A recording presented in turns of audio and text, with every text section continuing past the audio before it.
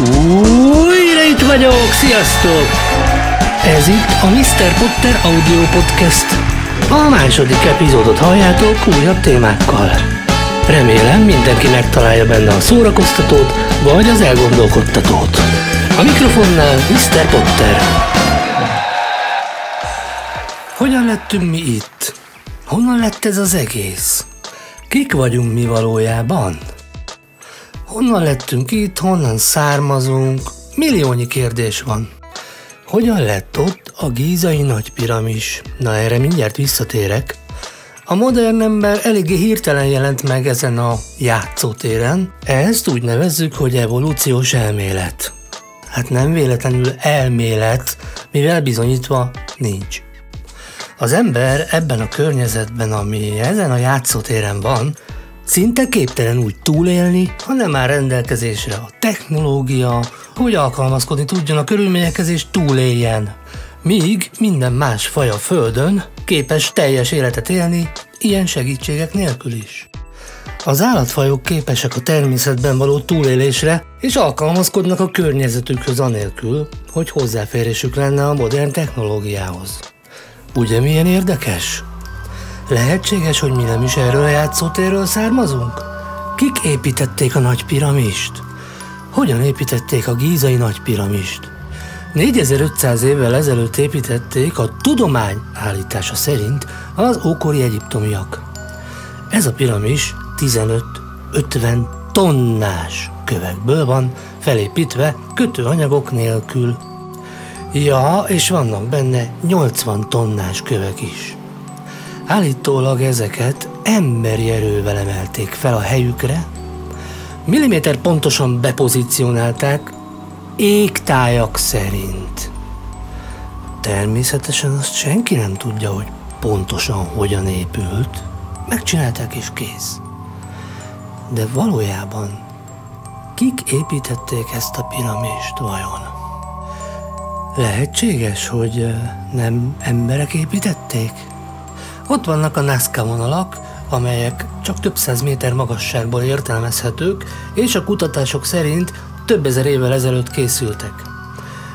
Ezek olyan hatalmas nagy rajzok, amik a sivatagba vannak belerajzolva, amelyek különböző figurákat mutatnak meg, UFO-fejű embereket rajzolnak, növényeket rajzolnak, azonban ezeket a rajzokat csak több száz méter magasságból vagy repülőgépről lehet értelmezni. Ergo megrajzolni is igazából csak úgy lehetett, vagy úgy lett volna értelme, hogyha ezt nagyon magasról tudja valaki nézni.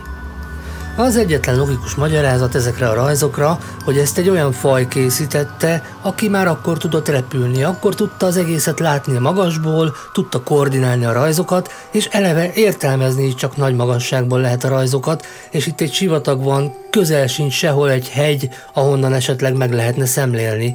Tehát az akkori ember a földön állva tulajdonképpen nem látott ebből semmit, mint azt, hogy van ott egy hatalmas nagy vonal, ami egyébként több száz méteren vagy akár kilométereken keresztül is megy tovább, és a földön állva nem tudta volna értelmezni azt sem, hogy az egy rajz. Esetleg idegen fajok készítették ezeket a rajzokat? Az ember olyan sokat kutatja az idegen civilizációkat, a földön kívülieket, vagy inkább úgy fogalmaznék, hogy a játszótéren kívülieket, senkinek nem jut eszébe, hogy esetleg mi magunk vagyunk azok? Összegezve rá kell, hogy jöjjünk, hogy semmilyen szinten nem passzolunk ebbe a környezetbe. Először is képtelenek vagyunk technológia nélkül életben maradni, valamint semmilyen szinten nem vagyunk szimbiózisban ezzel a környezettel, mindamellett, hogy az összes többi élőlény, aki itt él, ők pedig igen. Vannak olyan képességeink, amelyek más élőlényekre nem jellemzőek. Ilyen például az intelligencia, a társadalmi szerveződés, az érzelmeink, a megérzéseink, vagy a haláltudat. Semmelyik állat nem tudja, hogy meg fog halni, az ember azonban tudja. Tudja, hogy véges.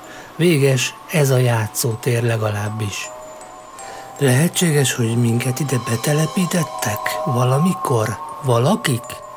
Lehet, hogy ők, akik a piramisokat építették? Vagy esetleg ők, akikre úgy hivatkozunk, hogy UFO jelenség?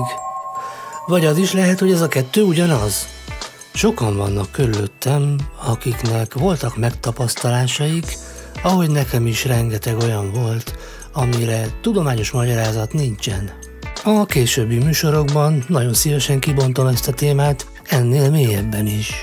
Lássuk be, hogy sokkal több van ebben a világban annál, mint amit a tudomány fel tudna fedezni. Nem tudjuk, hogy honnan származunk, de sokkal több van a szívünkben, a lelkünkben annál, mint ami tudományosan bizonyítható vagy felfedezhető. Lehet, hogy egyszer megtudjuk, hogy honnan jöttünk, vagy megtudjuk, hogy hová tartunk, de most itt vagyunk. Fogjuk fel úgy, hogy ez egy utazás, aminek nem tudjuk még, hogy mi lesz a vége, lesz-e vége, vagy lesz-e folytatása majd.